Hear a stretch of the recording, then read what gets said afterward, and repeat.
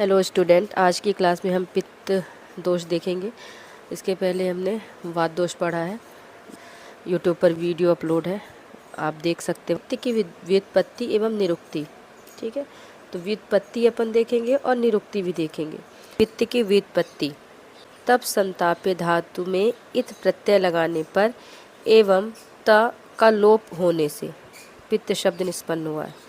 ठीक, तप संताप जो है वो धातु है, उसमें इत प्रत्यय लगाने पर एवं ता का लोप है ना हो जाने पर पित्त निष्पन्न होता है, जिसका अर्थ है संताप तथा संताप अथवा दहन एवं उष्णता उत्पन्न करना, है ना। अर्थात जो शरीर में संताप उत्पन्न करे। Heat is produced during different metabolic activities, chemicals taking part in this activities is पित्त। पित्त की उत्पत्ति कहाँ से हुई है? पित्तम आग्नेयम, वायव आकाश धातुभ्यम वायु आग्नेयम पित्तम, अर्थात पित्त दोष की उत्पत्ति अग्नि महाभूत से हुई है, ठीक है। और ये वायु का 5 भौतिक संगठन है, ये पित्त का 5 भौतिक संगठन है। आप तेजः समवायब्धत्वाद पित्तस्य, चरक सूत्र। चक्रपाणी के अनुसार पित्त की उत्पत्ति जल एवं तेज महाभूत से हुई है। अग्नि महाभूत के कारण पित्त में उष्णता तीक्ष्णता रहती है। जल महाभूत के कारण पित्त में द्रवता एवं मंद स्निग्धता जैसे गुण उत्पन्न होते हैं। आचार्य चक्रपाणी जी ने कहा पित्त में उष्णता और तीक्ष्णता दोनों रहती है, क्योंकि उष्ण गुण है उसमें और तीक्ष्णता भी रहती है। लेकिन जल अगर नहीं होगा तो उसमें द्रवता कैसे आएगी और मंद स्निग्धता कैसे होगा? तो उन्होंने जल महाभूत भी उन्होंने बताया है। विसर्ग आदान विक्षेप सोम सूर्य अनिला यथा धारंती जगत देहम कफ पित्त अनिलस्तथा, अर्थात जिस प्रकार चंद्रमा सूर्य एवं वायु विसर्ग, चंद्रमा का विसर्ग आदान सूर्य का होता है एवं विक्षेप कार्य के द्वारा संसार का धारण करते हैं, उसी प्रकार कफ जो है वो चंद्र का प्रतिनिधि विसर्ग काल होता है और पित्त सूर्य का प्रतिनिधि आदान एवं वायु का प्रतिनिधि विक्षेप कार्य द्वारा शरीर का धारण करते हैं। कफ जो है वो चंद्र का प्रतिनिधि करती है तो वो विसर्ग होता है, और पित्त जो है वो सूर्य का प्रतिनिधि करता है तो वो आदान होता है, और वायु जो है वायु का प्रतिनिधि करेगा, है ना, तो वो विक्षेप कार्य द्वारा शरीर का धारण करते हैं। तो ये तीनों क्या है? वात, पित्त और कफ। तो इस विसर्ग आदान और विक्षेप कार्य के द्वारा शरीर का धारण करते हैं। पित्त के पर्याय मायु पित्त का पर्याय होता है। मिनोति देहे ऊष्मणम, जो शरीर में ऊष्मा को व्याप्त करे। उष्ण गुण होता है ना, तो शरीर में ऊष्मा को व्याप्त करे, वो पित्त के पर्याय होते हैं। पावक, अनल, वैश्वानर, अग्नि और वहीन। पित्त के गुण महर्षि चरक जी के अनुसार सा स्नेहम उष्णम तीक्ष्णम च द्रव अम्लम सरम कटु विपरीत गुण पित्तम द्रव्य राशु प्रशम्यति, अर्थात प्रकृति पित्त स्नेह युक्त उष्ण तीक्ष्ण द्रव अम्ल सर एवं कटु गुण युक्त होता है। विमान स्थान में चरक ने पित्त को विश्रगंधि भी कहा है। आचार्य चरक अनुसार पित्त अनत स्निग्ध है, स्निग्धता इसका विशेष गुण नहीं है। स्निग्धता इसका विशेष गुण नहीं है, उसमें विशेष गुण क्या है? उष्ण, है ना।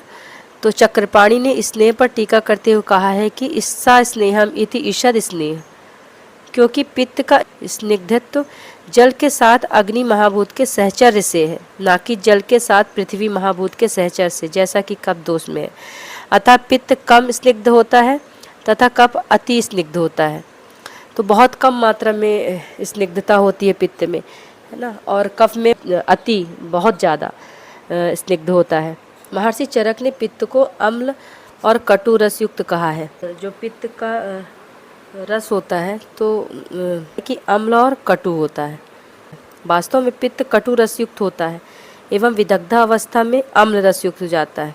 जब विदग्ध अवस्था में होता है तो इनडाइजेशन स्टेज में है, अम्ल रस युक्त होता है। आचार्य चरक जी के अनुसार जो पित्त का वर्ण है वो शुक्ल और अरुण वर्ण नहीं होता है। उसके अलावा जितने भी वर्ण होंगे, कोई भी वर्ण पित्त का हो सकता है, पर शुक्ल और अरुण वर्ण का पित्त नहीं होता है। आचार्य सुश्रुत जी के अनुसार पित्तम तीक्ष्णम द्रवम पूति नीलम पीतम तथैव च उष्णम कटुरसम चैव विदग्धम च अम्लमेव च। सुश्रुत जी ने पित्त वर्ण स्पष्ट किया है। पित्त जो है नील और पीले रंग का होता है, नीला पीला। टीकाकार डल्हन ने कहा शाम पित्त नीला एवं निराम पित्त पीला होता है। मतलब जो साम युक्त है, जो आम जिसमें आम होता है वो पित्त नीला होता है, और जो निराम है जिसमें आम नहीं होता है और ठीक से पाचन हो रहा है वो पित्त पीला होता है। इसमें पूती गंध होती है। तो गुण कौन सा, पहले गुण कौन सा होता है, तो उष्ण और तीक्ष्ण गुण होता है। और रस कौन सा होता है, तो कटु रस वाला होता है। एवं विदग्धावस्था में अम्ल रस वाला होता है। ठीक है, तो आचार्य सुश्रुत जी ने सारी चीज़ें क्लियर की कि पित्त का वर्ण जो है वो नीला और पीला होता है। लेकिन डल्हन जी ने, उनके टीकाकार है सुश्रुत जी के, तो उन्होंने बताया कि नीला और पीला कैसे। तो साम है जो, तो साम पित्त में नीला होता है और निराम पित्त में पीला होता है। ठीक है, और इसमें फिर गंध कौन सी आती है, तो पूती गंध आती है। पित्त का गुण क्या है, तो उष्ण और तीक्ष्ण है। और रस कौन सा होता है, तो कटु रस वाला होता है। विदग्धा अवस्था में अम्ल रस वाला हो जाता है। सुश्रुत सूत्र स्थान में औष्ण्य तीक्ष्ण रोक्ष लाघव वैशद्य गुण लक्षणम पित्तम। तो सुश्रुत ने पित्त को रूक्ष, लघु एवं विशद गुण युक्त भी कहा है। अर्थात सुश्रुत अनुसार पित्त स्निग्ध न होकर रूक्ष ही होता है, क्योंकि केवल अग्नि महाभूत से उत्पन्न होता है। तो आचार्य सुश्रुत जी क्लियर करते हैं कि केवल अग्नि महाभूत से उत्पन्न होता है पित्त, इसलिए उसमें रूक्ष गुण ही होता है। आचार्य वाग्भट के अनुसार पित्तम सा स्नेह तीक्ष्णो उष्णम लघु विस्तरम सरम द्रव्यम। अर्थात पित्त कुछ स्निग्ध, जैसा कि चक्रपाणी जी ने कहा, तीक्ष्ण, उष्ण, लघु, विस्तर, सर एवं द्रव गुण युक्त होता है। तो आचार्य वाग्भट जी ने चक्रपाणी की जैसे ही बताया है। आचार्य सारंगधर जी के अनुसार पित्त पीत नील वर्ण का होता है, और उसमें गुण क्या बताया है, सत्व गुणोत्तरम, है ना। तो सत्व गुण होता है। आचार्य सारंगधर ने अग्नाशय में पित्त तिलोन्मित अग्नि रूप कहा है। सारंगधर द्वारा सात्विक गुणों के कारण पित्त द्वारा प्रसाद, मेधा, सौर, हर्ष आदि कार्य होते हैं। जब हम श्लोक पढ़ेंगे तो उसमें आता है प्रभा प्रसादो मेधा च पित्त कर्म विकारजम, तो उसके कर्म में आता है पित्त के में प्रसाद आया है, मेधा आया है, सौर, हर्ष आदि कार्य होते हैं पित्त के द्वारा। हम देखते हैं भौतिक गुण। भौतिक गुण स्निग्ध, उष्ण, तीक्ष्ण, द्रव्य, सर, रूक्ष एक्सेट्रा। रासायनिक गुण क्या होते हैं, तो कटु विदग्धावस्था में अम्ल और नील और पीत होता है। तो नीला जो होता है वो साम होता है, और पीत जो होता है वो निराम होता है। मानसिक गुण क्या है, सत्व गुण प्रधान बोला गया है। स्वेदो रसो लसिका रुधिर आमाशयश्च पित्त स्थानानि तत्र अपि आमाशयो विशेषण पित्त स्थानम। अर्थात स्वेद स्वेट ग्लैंड, रस प्लाज्मा, लसिका लिम्फ रक्त ब्लड, और आमाशय पित्त के विशेष स्थान है। आमाशय पित्त के विशेष स्थान है। आमाशयो विशेषण स्थानम, तो अगर पूछा जाता है कि पित्त का विशेष स्थान क्या है, तो आमाशय है। इसमें भी आमाशय, ग्रहणी, क्षुद्रांत, स्मॉल इंटेस्टाइन विशेष रूप से पित्त का स्थान बताया गया है। पित्त के स्थान के श्लोक याद करिएगा, इम्पॉर्टेंट है। चक्रपाणी ने टीका करते हुए नाभि एवं स्तनों के मध्य में आमाशय का स्थान कहा है। नाभि एवं स्तनों के मध्य में। आमाशय के अधोभाग में पित्त का स्थान कहा है। आमाशय के अधोभाग में नाभि स्तनांतरम जंतरो आमाशय इति स्मृता पित्त स्थानेषु आमाशय इति आमाशय अधोभागा। इससे स्पष्ट होता है कि नाभि के आसपास का क्षेत्र ही पित्त का स्थान है। महर्षि चरक ने वात, पित्त, कफ तीनों को सर्व शरीर चरा अस्तु कहा है। फिर इनके विशिष्ट स्थान लक्षणों की प्रत्यक्षता के अनुसार बताए हैं। सर्व शरीर चरा अस्तु वात पित्त श्लेष्माणो ही सर्व अस्मिन् शरीरे कुपित अकुपित शुभ अशुभ हानि कुर्वन्ति। अर्थात वात, पित्त, कफ तीनों दोष संपूर्ण शरीर में विचरण करते हैं, मतलब संपूर्ण शरीर में होते हैं। तथा कुपित अवस्था में अशुभ कार्य, अगर वो कुपित हो गए या विकृत हो गए तो वो अशुभ कार्य देंगे, अशुभ कार्य की रोग उत्पत्ति कर देंगे। और अकुपित अवस्था में, अगर वो साम्य अवस्था में है, अगर सही चल रहा है सब, तो शुभ कार्य करते हैं। आचार्य सुश्रुत जी के अनुसार अधो नाभो पक्वाशय पक्वामाशय मध्यम पित्तस्य। अर्थात नाभि के नीचे पक्वाशय स्थित है, नाभि के नीचे एवं पक्वाशय तथा आमाशय के मध्य में पित्त रहता है। अतः स्पष्ट होता है कि नाभि के आसपास पित्त रहता है। सुश्रुत जी ने भी वही नाभि के आसपास पित्त का स्थान है और आमाशय के मध्य में पित्त रहता है।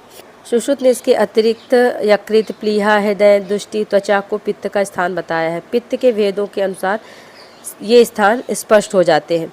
जब हम पित्त का भेद पढ़ेंगे, पित्त के 5 भेद होते हैं, तो पांचों भेदों में ये सारे स्पष्ट हो जाते हैं कि हृदय में साधक पित्त होता है, दृष्टि में आलोचक पित्त होता है, त्वचा में भ्राजक पित्त होता है, यकृत पित्त, प्लीहा, रंजक पित्त। तो जब हम इसके भेद देखेंगे तो उसमें आपको क्लियर हो जाएगा।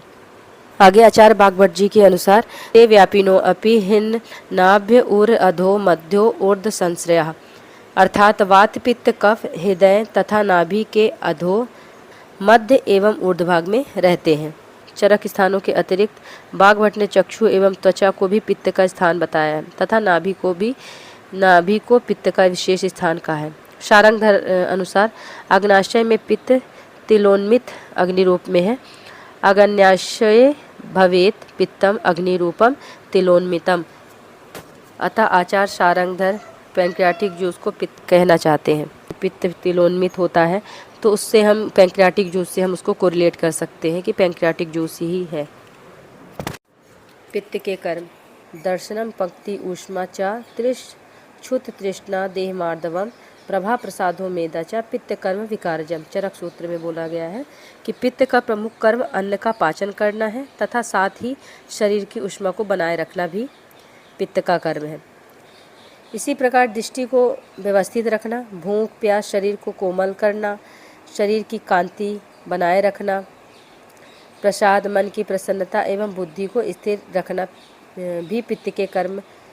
तो दृष्टि को व्यवस्थित रखना, अगर इसमें आलोचक पित्त होता है तो वो दृष्टि को व्यवस्थित रखता है, भूख और प्यास को भी व्यवस्थित करता है, शरीर को कोमल बनाए रखता है, शरीर की कांति प्रभा है ना चमक बनाए रखता है, प्रसाद मन की प्रसन्नता एवं बुद्धि को स्थिर रखता है। पित्त के ही कर्म हैं। सभी पित्त भेद अपने अपने कार्य करते हैं।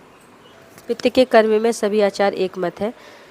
अग्निरेव शरीरे पित्त अंतर्गतः कुपित अकुपित शुभ अशुभानि करोति तद्यथा पंक्तिम अपंक्तिम दर्शनम अदर्शनम मात्रा मात्रत्वम उष्मणः प्रकृति विकृतिर्वर्णो शौर्यं भयं क्रोधम हर्षम मोहम प्रसादम इत्येवं आदिनी च अपराणी द्वंद्वानि इति। पित्त के अंतर्गत है ना, तो पित्त ही अग्नि नहीं है, पित्त के अंतर्गत अग्नि ही शरीर में कुपित अकुपित होकर शुभ एवं अशुभ कुपितावस्था में कार्य करती है।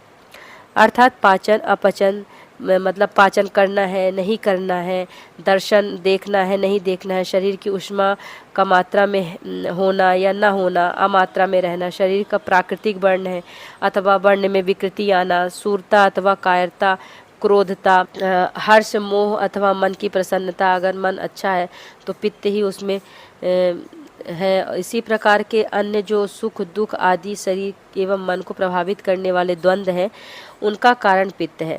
इसी पित्त के अंतर्गत अग्नि अपने कर्म करती है। अग्नि पित्त का है कि गुण स्थान देख लेते हैं, गुण और स्थान देखते हैं आचार्य चरक, सुश्रुत, बागभट्ट और शारंगधर के अनुसार। तो आचार्य चरक जी के अनुसार गुण क्या है? सा स्नेहम उष्णम शुक्ल वर्ण वर्ज्य, मतलब शुक्ल और अरुण वर्ण नहीं होता है।